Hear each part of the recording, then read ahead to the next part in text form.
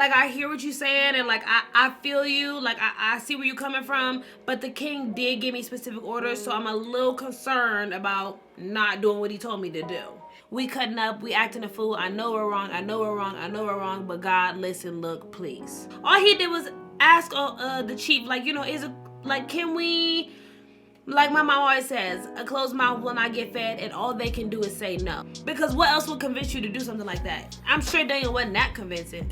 Y'all think 6'5" is tall? 23 feet? Be for real.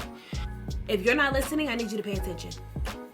There may be times when you're seeking God, his help, protection, wisdom, advice, or anything of that nature, and it is those you have around you who are preventing God from truly reaching you. Just as God sends helpers, angels, heavenly servants, the devil does this as well.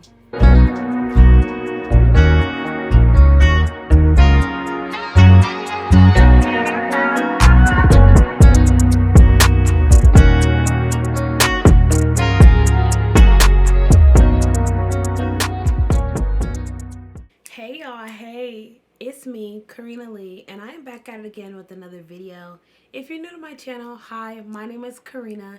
If you're not new, welcome back. Thank you so much for supporting. So, today's video is going to be about the Daniel fast. So if that's something that you're interested in, definitely keep watching. Do not forget to like, comment, and subscribe. And let's go ahead and get into it. So, I've never done the Daniel fast a day in my life. I've never really done a fast for real. Like, I kind of tried to do the, like the intermittent fasting or whatever it's called, where like you don't even have a certain time, but I feel like even that, I've never like fully completed a fast. You feel what I'm saying to you? So anyways, what had happened was the fact that, you know, I'm just like on social media, like on YouTube, on this. All I know is that the Daniel fast kept coming up. You know what I mean? Like, it kept popping up. Mind you, like I said, I've never done the Daniel fast, never searched the Daniel fast, like, never. So to me, I'm like, I feel like God is telling me I need to do the Daniel fast. But that being said, that's basically how this came about, to be honest with you. I genuinely feel like God wants me to do the Daniel fast because the Daniel fast keeps popping up. I'm trying to just go about my day, live my life, and Daniel fast here, Daniel fast there. Mind you, I've never done it, never searched it, never said it. Like, my FBI agents was never looking, like, they couldn't have been, like, that was God. Like, God is like, now, if you're wondering what the Daniel fast is, here's what I'm about to do. I'm about to read my Bible. I'm going to go to the book of Daniel. I'm going to read the section that the Daniel fast is about, and then I'm going to tell you what it's about. Because what I'm not going to do is go based off what other people have said, what other people think, No. I'm going to give you my informed opinion after I read my Bible. So give me a couple minutes, maybe an hour. I'll be back. Okay, you guys, so let me read these notes to you guys, and I'm going to explain to you guys what I believe the Daniel fast is, why it happened, why people do it, why it occurs, why I'm doing it, okay? So, this is in the book of Daniel. This is chapter 1, and this is my summary of chapter 1, right? Mind you, some of these names is very, like, outlandish. Like, y'all know that I don't know how to say this. Like, be for real. So, I'm only going to try this once. Nebuchadnezzar, king of Babylon, came to Jerusalem and essentially invaded it. The king ordered his chief to bring young men from the royal Israelite family who were healthy, handsome, quick to understand, well-informed, and skilled at learning various things, and overall qualified to serve in the king's palace. He ordered his chief to go find these type of men, right? Those was the standards in order to be one of the ones. Of the group was Daniel. So Daniel was one of the people in the group. Excuse me, one of the young men selected, okay? So the king assigned all of the men who were chosen a specific amount of food and wine for daily consumption. Daniel did not want to violate himself and asked the chief official for permission, like, not to, like, drink the wine in the food. The chief showed Daniel favor and compassion. However, he did express fear of the king and his orders. Like, so basically he was like, like, I hear what you're saying, and, like, I feel you. Like, I see where you're coming from. But the king did give me specific orders, so I'm a little concerned about not doing what he told me to do. That's basically what happened, right? So then Daniel asked the chief to test them all for 10 days. So him and 3 other guys who were in his little group, he asked the chief to test them for 10 days, giving them nothing but vegetables and water, right? So Daniel asked that they compare to those eating. Okay. So Daniel was basically like, us 4, we just gonna drink water and eat vegetables. After 10 days, compare us to the other dudes who was drinking what the king gave them, which is the royal food and the wine. After 10 days, compare the 2, and then you be the judge, okay? So then the chief agreed. He was like, fine, cool, whatever, that's what we gonna do. So he does it, right? The 4 men are Daniel, Hananiah, Mishael, and and Azariah, something like that. Look, please bear with me. So basically, those are the 4 men who only had water and vegetables for 10 days, okay? So after that, they were tested, and they looked healthier and better nourished than the men who ate the royal food. All 4 of the men were given knowledge and understanding, and Daniel could understand vision and dreams. So when all the men were presented to the king, only the 4 who were drinking water and having vegetables were found to be fitting to the king. So he only liked them 4. They were the only ones chosen to join the king's service. And then I quoted this: in every matter of wisdom and understanding about which the king questioned them, he found them 10 times better than all the magicians and enchanters in his whole kingdom. That's verse 20. So I said, from this chapter, I see God was with Daniel, giving him the wisdom and courage not to go against what he knew was right and to speak up for what he believed in. Because from the jump, Daniel was like, I'm not really trying to do that. I don't want the royal stuff. Like, I don't. And they gave him a different name, and he was just like, yeah, listen.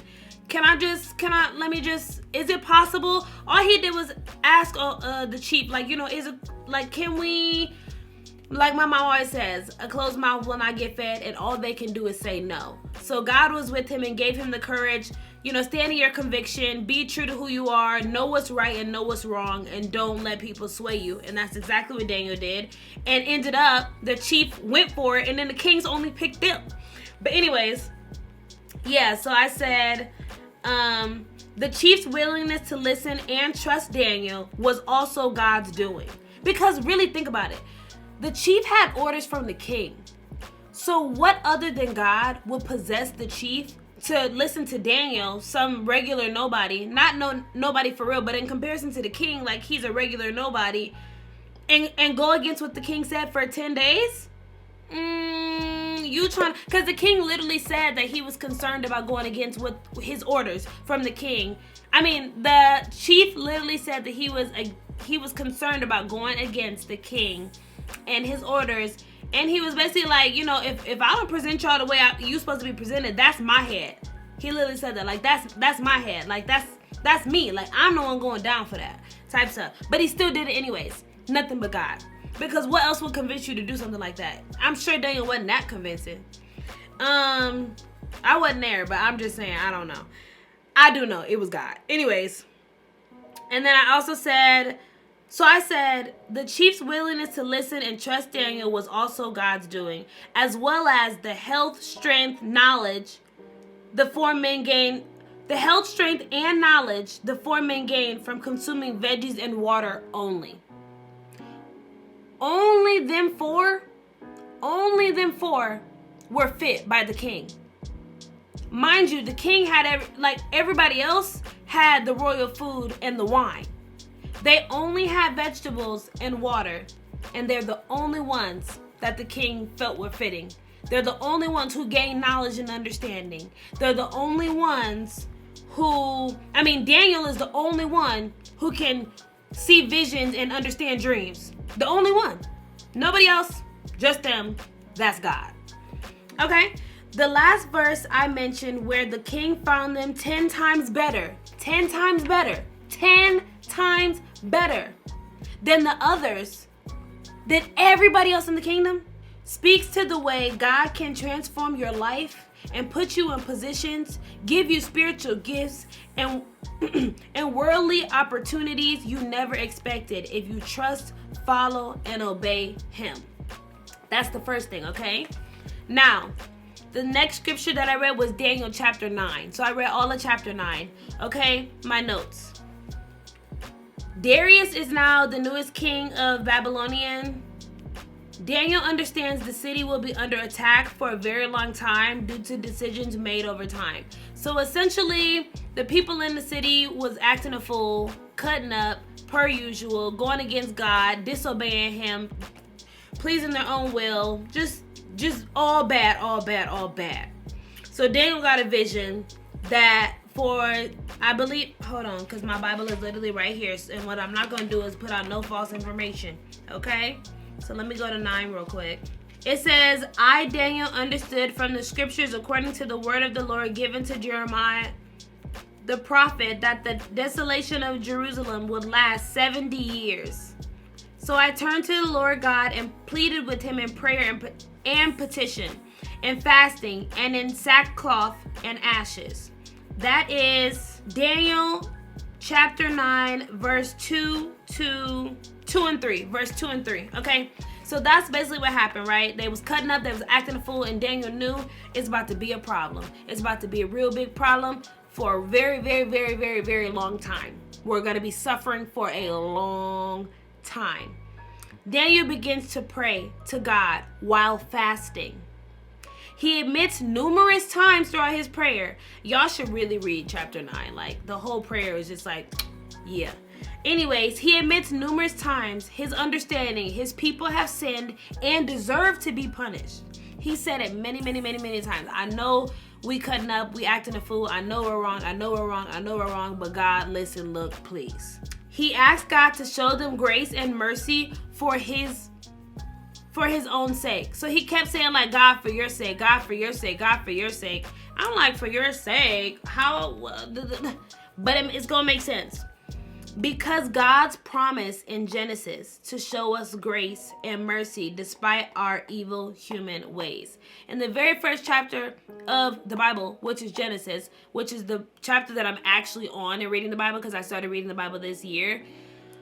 Basically, humans come into play the very first time in Genesis. They get to cutting up and acting a fool. God is not going for it. We done made him very upset, very unhappy. And he sends a flood and wipes us out. Not us. Wipes listen. Every breathing thing on earth was gone, done for. And I'm talking about that the flood was so high, they said it was like 23 feet. 23 feet. Y'all think 6'5" is tall? 23 feet? Be for real. Anyways, so that's what he was basically like, God, like, look, like, I know we cutting up. I know we're acting a fool. I know. And I know we deserve to be punished for the way that we're acting. But please, for your sake, because you did say you were going to give us grace, you did say you were going to give us mercy, I'm begging you. Please don't do this to us. Don't do us like this. Come on. Let's talk about it. Okay, so then I said, while Daniel was still praying and fasting, God spoke to him through Gabriel. So he got another vision. He got, or like Gabriel came to him, but I do believe it was in a vision if I'm not mistaken. Okay, now the next one is Daniel chapter 10. Okay, so I read chapter 1, chapter 9, chapter 10. Okay, chapter 10, these are my notes. Daniel receives another message, and this one was concerning war. Daniel says at that time he mourned for 3 weeks. This is the Daniel fast, 21 days, 3 weeks, okay? He ate no meat, drank no wine, and get this, and used no lotion. And it says that verbatim. Let me find it. At the time, this is Daniel chapter 10, verse 2. At that time, I, Daniel, mourned for 3 weeks. I ate no choice food, No meat or wine touched my lips, and I used no lotion at all until the 3 weeks were over. And this is why you need to do your own research. Because didn't nobody mention that we wasn't supposed to be using lotion for 3 weeks? Yeah, y'all left that out, huh? And so I had saw a video, you guys, when I was watching the Daniel fast and like recipes and things like that, and I saw this woman, and I'm really glad that I saw her video, because she was basically talking about how you need to do the Daniel fast the way you need to do the Daniel fast. You talk to God and you figure out how you are going to do the Daniel fast, and you and him have an agreement on that. You don't have to do it to a T exactly like other people are doing it, because there are quite literally like various variations. And so when I get into how I'm going to do mine and what I'm going to be eating and stuff, let me just give the disclaimer now that I'm going to be doing it my way, and I think that God is not going to be upset with me about it, okay? Anyways, that being said, y'all didn't mention we wasn't wearing no lotion. Yeah, you wanted to leave that out because you don't want to walk around ashy. That's what I thought. So make sure that you do your own research. Make sure that you talk to God. That's the entire point. The entire point is, oh shoot, I skipped all over. But the entire point is to get closer to God. So don't let other people dictate the way you're going to do your fast. You let God be the determining factor on how you're going to do your fast. Okay? Anyways, that's what it said. Okay? So then, on the 24th day, Daniel saw a man while at the bank of the great river, the Tigris. Daniel was the only one who saw the vision. Everyone else with him didn't. Okay? He saw a man. Everybody with him didn't see it. He is the only person who saw the vision. Okay? It seemed like Daniel passed out or was on the verge when the man began to speak, and Daniel heard him. He told Daniel to stand up and listen. Daniel stood up, trembling, and the man told him, "Do not be afraid, Daniel. Since the first day that you set your mind to gain understanding and humble yourself before God, your words were heard, and I have come in response to them." That's verse 12 of chapter 13. Okay? Now, my footnotes are telling me that some say it was Gabriel who was talking to him. Some say it was God.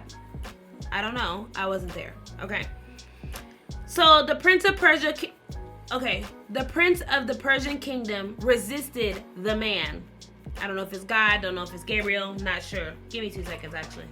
Okay, yeah. The footnotes say that the glorious man of this vision may simply be an angel sent to deliver a message to Daniel. Some would identify the angel as Gabriel, yet others point to Daniel's unusual response and suggest that the man dressed in linen was God himself, appearing in a Christophany. I swear that I'm not illiterate, but y'all know, like, or unless you don't know, like, the Bible is not the easiest thing to read. Yeah, anyways, so who knows who it was? All I know is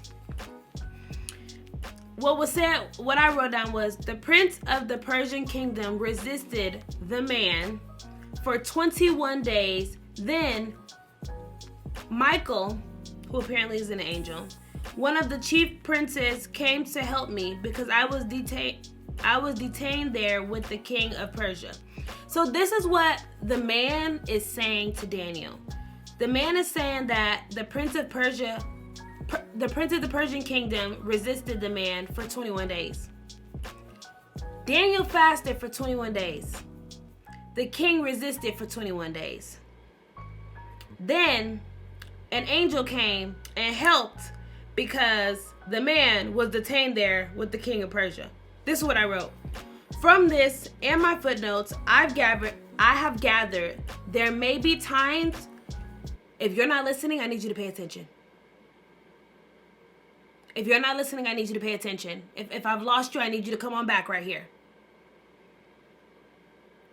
From this and my footnotes, I have gathered there may be times when you're seeking God, his help, protection, wisdom, advice, or anything of that nature, and it is those you have around you who are preventing God from truly reaching you. Just as God sends helpers, angels, heavenly servants, the devil does this as well. The same way that God has people to help him get to you, help you, push you through life and watch over you, cover you, love you, protect you, the devil has helpers as well. The devil has people working for him as well. It's not just the devil doing the dirty work. Be aware of who you have around you. Be aware of the company that you keep. Maybe birds of a feather do flock together. And I hate that saying. I used to be like, no, just 'cause she's her and I'm me and we're not the same.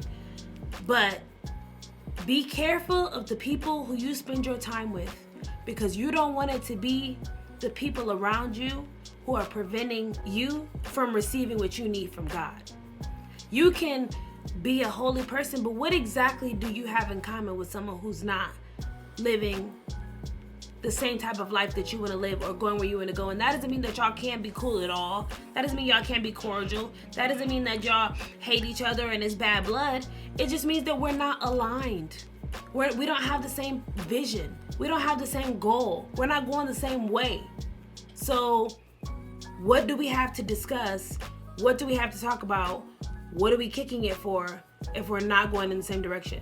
You're holding me back. You're holding me back. And when it comes to God, I cannot let you hold me back. I cannot let you hold me back. God, remove them. God, remove them. Thank you. Anywho, while the man is talking to Daniel, Daniel is weak and he is bowed down, face down, like he's bowed down, face down, speechless. He explains he's overwhelmed with distress due to the vision and he feels weak. He then asks the man, "How can I talk with you when I have no strength and can barely breathe?" The one who looks like a man touched, that's what it said. The one who looked like a man, it literally says that in there, touched Daniel and gave him strength. This stuff is what makes me feel like the footnotes is making sense of why people believed it was God. You're bowed down, you're bowed down over, can barely speak, can barely breathe. The man touches you and gives you strength. Then he told Daniel, the man told Daniel not to be afraid and said, "Peace, be strong now, be strong." And then Daniel was strengthened. Nobody has that power but God. But okay. All he said was, "Peace, be strong now, be strong." And then Daniel was strengthened. So, this passage has shown me fasting is a great way to sacrifice and grow closer to God intentionally, to hear from him and spend time with him. It has also further proven the company you keep is vital to your life process and progress. You cannot be a holy one seeking God with those who are wrapped up with the devil. God hears you and will supply all of your needs. Isolation is extremely beneficial. Those are my takeaways from what I read. Chapter 1, chapter 9, chapter 10. Okay? So that's basically, to me, that's what the Daniel fast is. The Daniel fast is an intentional way to sacrifice something to God, for God, to and for, in order to build a closer relationship with him, to grow closer to him intentionally, to spend time with him, to hear from him, and just to strengthen your relationship, grow your relationship. You know what I mean? Now, as far as logistics go, this is what the people say.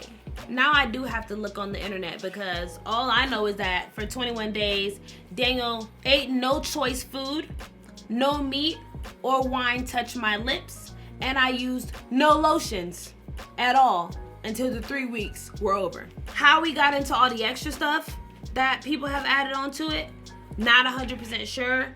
I didn't read the whole book of Daniel. Maybe there's something in there that I may have missed. But as far as I'm concerned, we're adding things at this point. So honestly, the Daniel fast is basically it's like being a vegan for 3 weeks. So foods to eat: all fruits, any fruit, all vegetables, any vegetable, whole grains, so brown rice, oats, barley, grits, hot cereal which is that not oats? I don't know. Whole wheat pasta and things of that nature.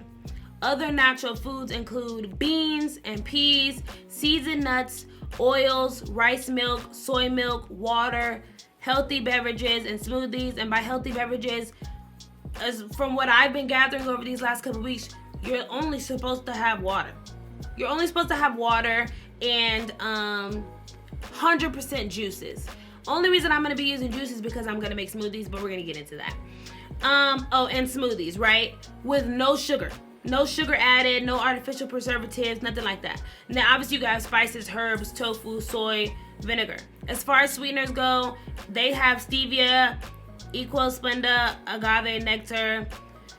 The foods you're supposed to avoid are meat and fish, like everything.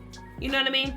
White rice, white flour, fried foods, caffeine and caffeinated beverages, sugar and artificial sweeteners, and dairy products. That's what you're supposed to avoid. Oh, I think another thing that you need to do is set your intentions. You want to set your intentions for kind of what you want to get out of this experience. You don't want to go into it necessarily with like expectations, but you do want to have expectations. And what I mean by that is like, you want to set like, okay, so God, I would like this out of this, I would like this out of this, I would like this out of this. But at the end of your experience, please don't think that you ever have the right to have an attitude with God, because he may not have given you the things that you wanted. And it might not be right after it's done. It could be a week later, it could be 2, could be 3, could be a month. Not really sure. At the end of the day, that's what I mean by set intentions, but don't have like expectations. You know what I mean? Like, don't be on the last day expecting God to answer everything that you said you wanted, because don't forget that you're not God. Okay? Alrighty. So with that being said, I am going to write that down as well in my journal. I'm going to go ahead and write down just kind of what I want to get out of this, my intentions, and just spend some time with God before I go to bed. But yeah, I'm going to catch up with you guys tomorrow, and we are going to, I probably just will, you know, I don't know how it's going to go, but I will catch up with you guys tomorrow. So love you. Have a great night. See you tomorrow. Peace out, Girl Scout or Boy Scout, or whoever you want to be, Scout. Thank you for supporting.